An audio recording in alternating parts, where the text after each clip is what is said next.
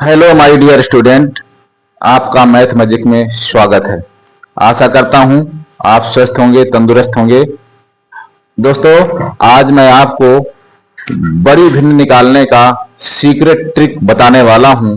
तो देर न करते हुए आइए चलते हैं सवाल नंबर 1 की तरफ। सवाल नंबर 1 क्या कहता है? 4/7, 6/11, 7/3 तथा 5/7 में सबसे बड़ी भिन्न क्या है? इसको निकालने के लिए बहुत ही आसान तरीका है।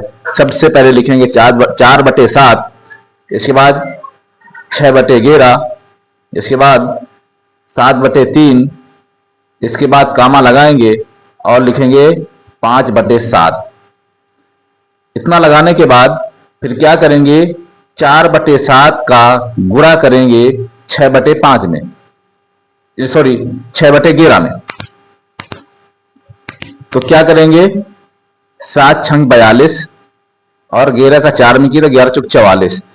तो 44 बड़ा है, 42 छोटा है, उसको हम क्रॉस मार देते हैं। जो छोटी है उसमें क्रॉस मार देते हैं, उससे हमें कोई मतलब नहीं है। अब क्या करेंगे? अब 4/7 का 7/3 में तुलना करते हैं, तो तिरछा गुणा करते हैं। 7×7 = 49 हो जाएगा और 3 चौको 12 होता है। 12 छोटा है तो 4/7 को क्रॉस मार देते हैं, उससे हमें कोई मतलब नहीं क्योंकि छोटी है बिंदु। अब क्या करेंगे? 7/3 का 5/7 में तुलना करते हैं, तिर्यक गुणा करते हैं। 3×5 = 15 हो जाएगा, सॉरी मिटाते हैं। 3×5 = 15 हो जाता है और 7 का गुणा अगर 7 में करते हैं तो 7×7 = 49, यानी 5/7 भी छोटी है। तो क्या करेंगे?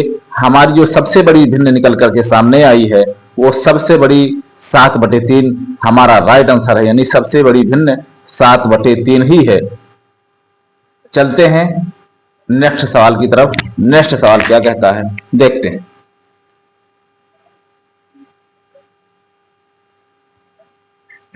हाँ, 3/4, 5/7, 6/5, 3/7 में सबसे बड़ी भिन्न निकालना है। सेम उसी तरह का सवाल है और उसी तरह सारी भिन्न को हमें उतार लेना है। सबसे पहले 3/4, 5/7, 6/5, 3/7। इसको लिखने के बाद 3/4 और 5/7 की तुलना करते हैं, यानी तिर्यक गुणा करते हैं, तिरछा गुणा करते हैं। 4×5 = 20 और 7×3 = 21। 20 छोटा है यानी 5/7 छोटा है, उसमें क्रॉस मार देते हैं, उससे कोई मतलब नहीं। अब क्या करेंगे? 3/4 का 6/5 में तुलना करते हैं, तिर्यक गुणा करते हैं। तो 4×6 = 24 होगा और 5×3 = 15 हुआ, यानी 15 छोटा है तो 3/4 छोटा है, हम काट देंगे उसको। अब क्या करेंगे? 6/5 और 3/7 में तुलना करते हैं, तिर्यक गुणा करते हैं। तो 5×3 = 15 और 7×6 = 42, यानी 6/5 हमारा इसका राइट आंसर है, यानी 6/5 इन भिन्नों में सबसे बड़ी भिन्न है। ये आपका राइट आंसर है। चलते हैं अगले सवाल की तरफ। चलते हैं, क्या कहता है देखते हैं। अगला सवाल क्या कहता है? अगला सवाल 4/7, 6/5, 7/11, 8/7 में सबसे बड़ी भिन्न निकालना है। सेम उसी तरह का ये भी सवाल है, इसको भी आप बगैर पेन कापी भी हल कर सकते हैं। 4/7, 6/5, 7/11, 8/7। अब इसमें क्या करेंगे? सेम उसी तरह करना है। दो भिन्नों को तुलना की जाती है, कौन बड़ी है। तिर्यक गुणा करते हैं। 7×6 = 42, 5×4 = 20, यानी 4/7 छोटा है 6/5। अब यही तुलना बगल वाली भिन्न से करते हैं। 5×7 = 35 हो जाएगा। 5 का अगर 7 में 5×7 = 35 और 11×6 = 66, यानी 66 बड़ा है 35 से, तो इसको काट देते हैं, उससे कोई मतलब नहीं हमें।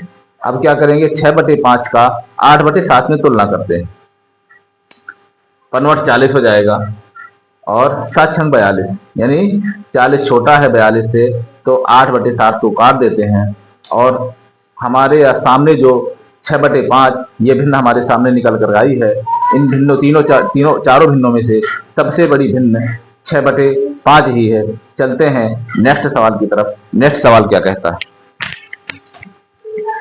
5/7, 6/11, 8/5 तथा 6/7 में सबसे बड़ी भिन्न क्या है?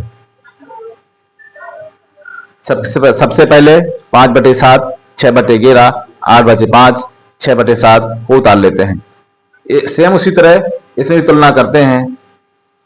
6×7 = 42 और 11×5 = 55, यानी 55 बड़ा है और 42 छोटा है, तो उसको काट देते हैं, उससे कोई मतलब नहीं हमें। अब सेम इसी तरह करते हैं। इसमें 5 40 हो जाता है, नहीं सॉरी, 7 56 और 5 5 25, 25 छोटा है तो काट देंगे।